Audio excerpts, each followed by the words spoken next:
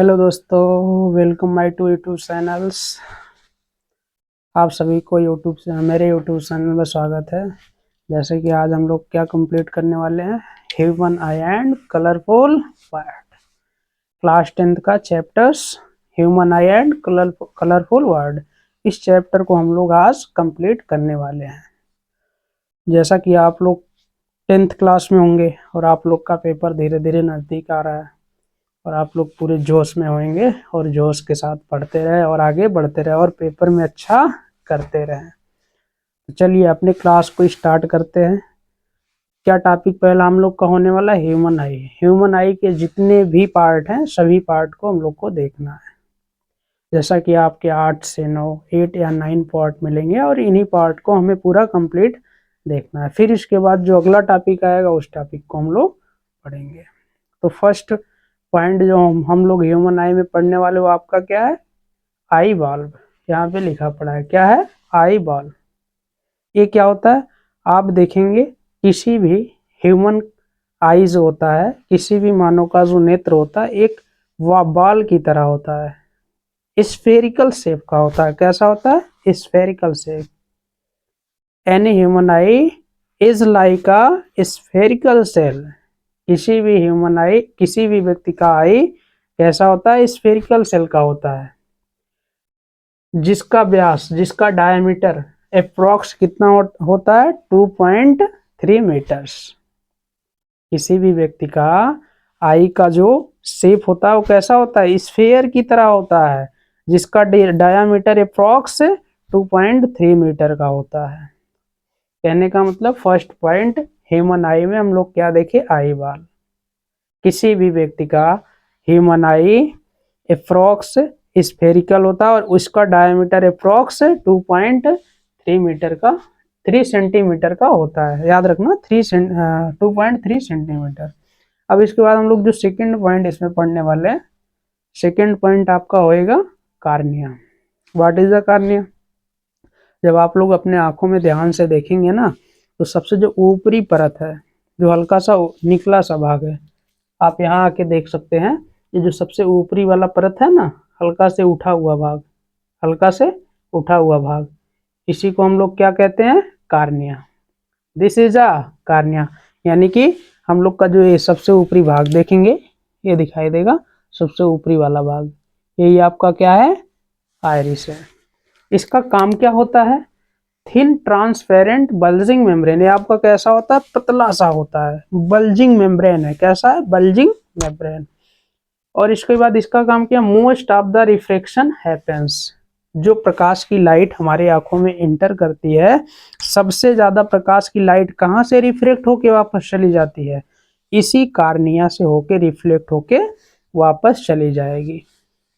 फिर इसके बाद ये क्या करता है, protect from dust and germs. या हमारे आंखों को प्रोटेक्शन का काम करवाती है, यानी अर्थात कोई भी डस्ट हमारी आंख में इंटर करेगा उससे हमारे आंखों को क्या करेगी, बचा लेगी। और अगर कोई कीड़ा भी हमारे आंखों में इंटर करता है तो इसी कार्निया की वजह से वो क्या होता है, इसी आई के बाहरी लेयर पर रुक सा जाता है, यानी कि उससे भी हमारी आंखों का कहीं ना कहीं प्रोटेक्शन करवाती है। चलिए अब आगे बढ़ते हैं। तो iris, I hope understand to you what iris. आप लोग समझे होंगे, आशा करते हैं आप लोग समझे होंगे कि what is a cornea. Cornea क्या है, कार्निया क्या है, हमारे आंख का जो ये उभरा सा भाग है, इसी उभरे वाले भाग का जो बाहरी परत है, इसी को हम लोग क्या बोल रहे हैं, कार्निया बोल रहे हैं। और कार्निया का काम क्या होता है, सबसे पहला काम ये आपका थिन ट्रांसपेरेंट बल्जिंग मेम्ब्रेन है, पतला सा होता है और ज्यादा से ज्यादा लाइट को रिफ्लेक्ट करके वापस भेजने का काम करता है। फिर इसके बाद इसका काम क्या है, ये हमें जर्म्स और डस्ट से हमारे आंखों का सुरक्षा प्रदान करती है, प्रोटेक्शन का काम करती है। फिर इसके बाद आपका जो आता है, क्या आता है, आइरिस। आइरिस को समझिए, ये क्या करती है, पहले समझ लीजिए आइरिस क्या है। आइरिस क्या है आपका, ये वाला भाग, ये जो ऊपर से हल्का लटका दिखाई दे रहा है और नीचे से। अब आंखों में आके समझिए, आप एक दूसरे, अगर आप दो लोग साथ में बैठे हो पढ़ाई कर रहे हो तो एक दूसरे को आंखों में देखिए, आपका जो सबसे आंख के बीच में जो बड़ा सा काला वाला भाग है, आँख के बीच में जो बड़ा सा काला वाला भाग है, उस बड़े वाले काले भाग को, बड़े वाले गोले को हम लोग क्या कहते हैं? आइरिस। बड़े वाले गोले को क्या कहते हैं? आइरिस। और जो आपके अंदर छोटा वाला गोला है ना, उसको हम लोग क्या कहेंगे? पुपिल। क्या कहेंगे? पुपिल। अब आइरिस क्या करता है? इसी पुपिल को छोटा बड़ा करने का काम करता है। अर्थात जब कोई ऑब्जेक्ट पास में आएगा या जब कोई ऑब्जेक्ट अंधेरे में रखा रहेगा, हम लोग जब अंधेरे वाले ऑब्जेक्ट को देखेंगे, ये आइरिस क्या करेगा? ये शटर डाउन कर देगा, यानी कि एक शटर सा काम करेगा। यानी कि ये जो आपका पुपिल है, इसको ढक सा लेगा, यानी कि नहीं, इसको ओपन सा कर देगा और बड़ा सा करेगा, जिसकी वजह से अंधेरे में रखी ऑब्जेक्ट हमें क्या होगा? दिखाई दे देगा। और जब आप कहीं धूप में जाके किसी ऑब्जेक्ट को देख रहे हैं, कड़ाके की धूप हो और उस धूप में कोई ऑब्जेक्ट रखा हो, उस ऑब्जेक्ट को देखने जाएंगे तो ये आपका आइरिस क्या करेगा? शटर डाउन हो जाएगा, अर्थात इस पुपिल को ढक लेगा और वह ऑब्जेक्ट भी हमें क्लियर दिखाई दे देगा।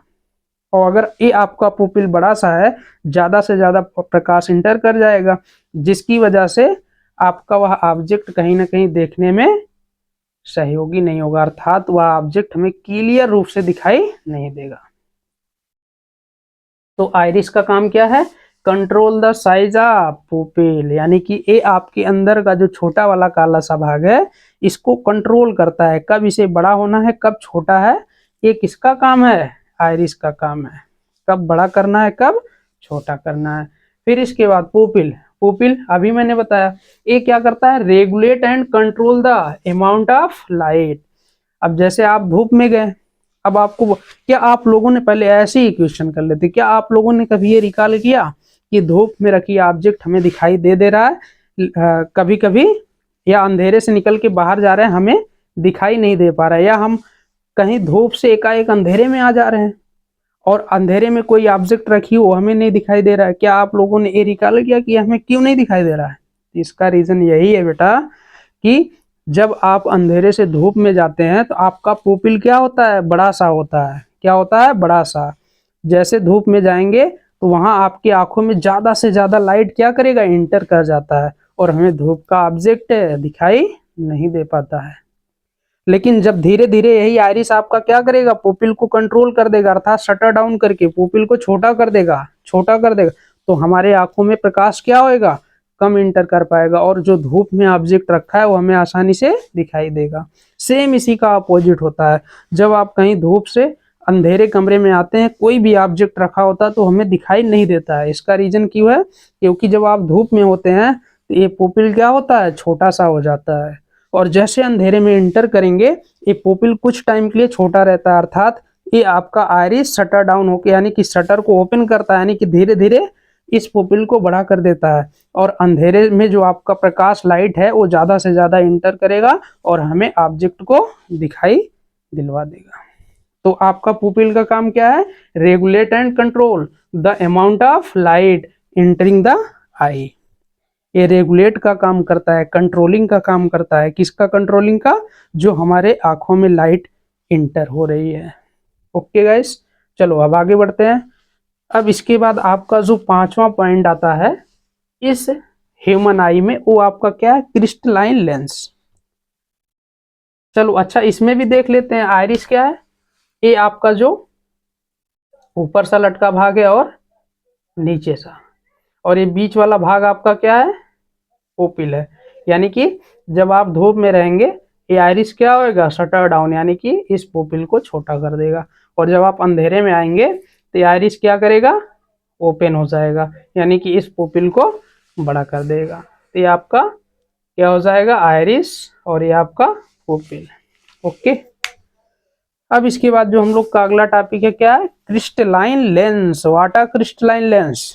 हमेशा याद रखेंगे, हमारे आंखों में या ह्यूमन आई में एक आपका लेंस होता है जिसको हम लोग क्या बोलेंगे? Crystalline lens. और एक ऐसा लेंस होता है, कॉन्वेक्स लेंस होता है। कैसा होता है? कॉन्वेक्स।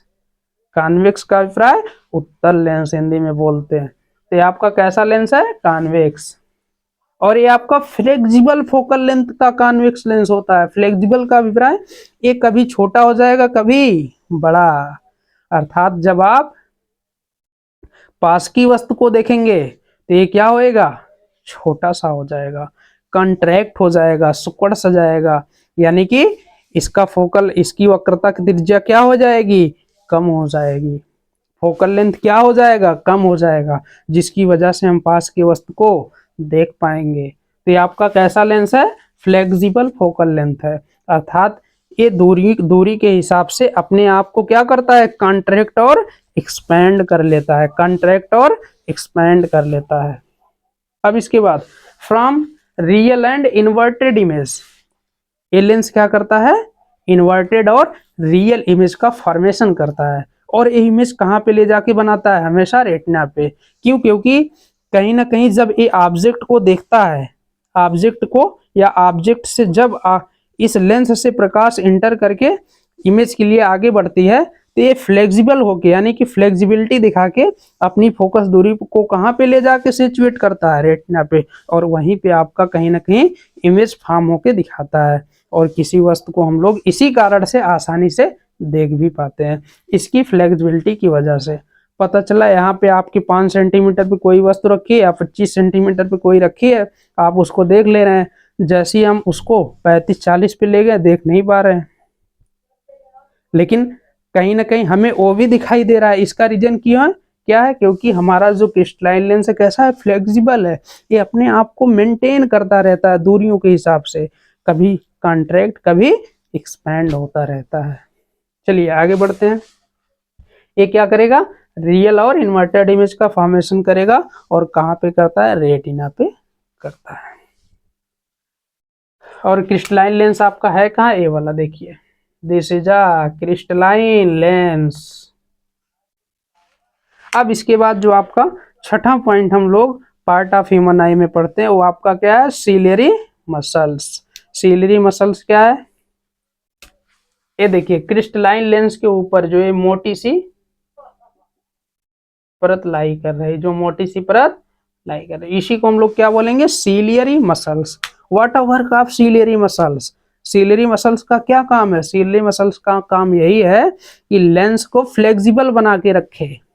अभी हमने बताया क्रिस्टलाइन लेंस आपका कैसा होता है, फ्लेक्सिबिलिटी वाला लेंस होता है, यानी कि कभी कॉन्ट्रैक्ट कभी एक्सपैंड होता है। अब ये जो फ्लेक्सिबिलिटी अपना दिखा रहा है क्रिस्टलाइन लेंस, किसकी वजह से दिखा पा रहा है, ये आपका सीलियरी मसल्स की वजह से दिखा पा रहा है। अर्थात जब इसको कॉन्ट्रैक्ट होना रहेगा ना, ये सीलियरी मसल्स क्या करेगा, इसको प्रेस कर देगा, और जब ये अपना एक्सपैंडिंग नेचर दिखाता है, सीलियरी मसल्स क्या होता है, एक्सपैंड हो जाता है, अर्थात कॉन्ट्रैक्ट सा हो जाता है, जिसकी वजह से क्रिस्टलाइन लेंस क्या करेगा, एक्सपैंड कर जाएगा। और ये आपका कॉन्ट्रैक्ट कब होगा, जब सीलियरी मसल्स एक्सपैंड कर जाएगा, अर्थात आपका क्रिस्टलाइन लेंस और सीलियरी मसल्स एक दूसरे के क्या होते हैं, इनवर्सली होते हैं। एक एक्सपैंड करेगा दूसरा कॉन्ट्रैक्ट, और एक कॉन्ट्रैक्ट करेगा दूसरा एक्सपैंड कर जाता है। इसी वजह से आपका क्रिस्टलाइन लेंस कहीं ना कहीं फ्लेक्सिबल नेचर का भी होता है, फ्लेक्सिबल फोकल लेंथ को रिप्रेजेंट करने वाला क्रिस्टलाइन लेंस कहीं ना कहीं होता है। अब इसके बाद आपका क्या है, रेटिना। रेटिना क्या होता है, ये आपका एक स्क्रीन है, क्या है, एक स्क्रीन है, यहाँ दिखा भी दे रहा है रेटिना, ये जो आपका है ये क्या है, एक स्क्रीन है, क्या है, स्क्रीन है। और इसके अंदर क्या होता है, आपका रेटिना के पास क्या होता है, यहाँ देखेंगे, have a photo sensitive sales, have a more photo sensitive sales, यानी कि ढेर सारी सेंसिटिव सेल को रखता है। जैसे इमेज फॉर्म होएगा, इसको किसमें कन्वर्ट कर देगा, इलेक्ट्रिकल सिग्नल में, और इलेक्ट्रिकल सिग्नल में कन्वर्ट करने के बाद क्या होता है, ये जो आपका पीछे की तरफ ऑप्टिक नर्व दिख रहा है, इसी ऑप्टिक नर्व से क्या होएगा, ये सिग्नल कहाँ भेज देगा, ब्रेन को। और जो हमारे इस रेटिना पे इन्वर्टेड इमेज का फॉर्मेशन हुआ है, ब्रेन क्या करेगा, सीधा करके हमें उस ऑब्जेक्ट को दिखा देगा। अर्थात कोई भी ऑब्जेक्ट हमारे सामने रखी रहेगी, हम लोग क्या कहेंगे, ऑब्जेक्ट तो सीधी रखी है, उल्टा नहीं है। क्यों कहेंगे, क्योंकि ये इलेक्ट्रिकल सिग्नल की वजह से ब्रेन हमें वह ऑब्जेक्ट को सीधा करके दिखा रहा है। और ये कहाँ से भेजी जा रही है, जो ये रेटिना के पास फोटो सेंसिटिव सेल है, इसी फोटो सेंसिटिव सेल से ये कन्वर्ट किस में हो जाता है, इलेक्ट्रिकल सिग्नल में, और ये भेजा कहाँ जाता है, ब्रेन को, और ब्रेन क्या करेगा, उस ऑब्जेक्ट को हमें सीधा करके दिखा देगा। ये चीजें है, ये आपका रेटिना है, ये स्क्रीन है, और यह क्या करती है, रियल और इन्वर्टेड इमेज का फॉर्मेशन करती है। और ध्यान देना, ये आपके रेटिना के पास दो चीजें होती है, एक आपका रॉड्स होता है, दूसरा आपका कोन्स। इनका काम क्या है, रॉड्स का काम क्या है, एक क्लियर इमेज करेगी, और कोन्स का काम है आपका ऑब्जेक्ट कैसा है उस कलर को ये विजिट करके दिखाती है, यानी कि किस कलर में आपका ऑब्जेक्ट है वो कलर निर्धारित करने का काम कौन करता है, कोन्स करता है, जो कहाँ पे है, रेटिना के पास में है। ओके गाइस, और ये आपका रॉड्स क्या होता है, लो लाइट एक्टिवेशन होता है, और ये आपका कोन्स क्या है, हाई लाइट में एक्टिव रहता है। यानी कि रॉड्स आपका लो लाइट, यानी कि जहाँ कम लाइट रहेगा अंधेरे में वहाँ एक्टिव रहेगा, और कोन्स जहाँ आपके ज़्यादा लाइट होएगा वहाँ पे एक्टिव रहता है। फिर इसके बाद आपका जो अगला पॉइंट आता है वो क्या है, ऑप्टिक नर्व। क्या है, ऑप्टिक नर्व। ऑप्टिक नर्व से क्या होता है, send signal to the brain. ये क्या करेगा, जो आपका इमेज फॉर्म हुआ है रेटिना पे, ये रेटिना पे इमेज जो फॉर्म हुआ है, इसी इमेज का फॉर्मेशन, यानी कि आपका सेंसिटिव सेल क्या करेगा, इलेक्ट्रिकल सेल में कन्वर्ट करेगा, और यही इलेक्ट्रिकल सिग्नल को ऑप्टिक नर्व ही क्या करता है, ब्रेन को सेंड कर देगा, और ब्रेन हमें ऑब्जेक्ट को सीधा करके दिखा देगा। ये आपका कहीं ना कहीं कंप्लीट हो रहा है, यानी कि this topic has been complete, यानी कि जो आपका ह्यूमन आई था, ह्यूमन आई के जितने भी पार्ट थे हम लोग एक एक करके देखे, समझे और कंप्लीट कर लिए। अब इसके बाद जो आपका अगला टॉपिक होएगा